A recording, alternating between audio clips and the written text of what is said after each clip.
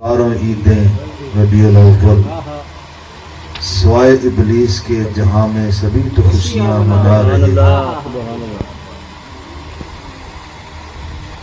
अल्लाह रब्बुल इज़्ज़त का लातदाद शुक्र कि उस खाल के कुल माल के कुल ने हमें अशरफुल मखलूक़ात इंसान पैदा किया।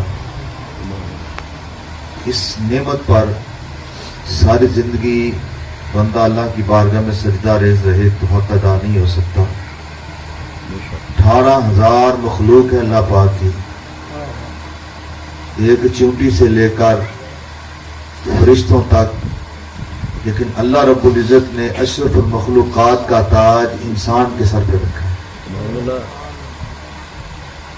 और बाकी जितनी अल्लाह की मखलूक है वो ना हमारी तरह बाख्तियार है, ना हमारी तरह सारी कायनात की नेमतों से मुस्तफीद होती है।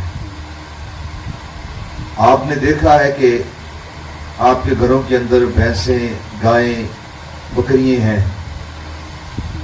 जब से आपने होश संभाली है आपने उसको एक ही किस्म का चारा खाते हुए देखा है।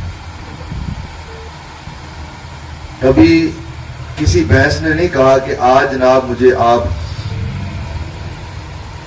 मकई न डालें, बल्कि मुझे मकई के अंदर को लून को मिर्च को मसाला डालकर फ्राई करके मुझे मकई चाहिए। आपने भी देखा, आपसे पहले बुजुर्गों ने भी देखा कि जो आप उसके सामने रखते आए हैं वो खाती आई है, और कोई उसने कभी इसके अंदर नखरा भी नहीं किया, कोई उसने ये भी नहीं कहा कि इसको बदलना है। एक ही किस्म की खुराक मुसलसल खाती आ रही है। हजरत इंसान तो कितना खुशकिस्मत है कि तू एक चीज 2 दिन खा ले तो तीसरे दिन तेरा मुंह फिर जाता है। फिर तू कहता है कि मुझे कोई नया जायका, नई चीज मिले। फिर तेरे लिए सर्दियों की अलग नेमतें, गर्मियों की अलग नेमतें।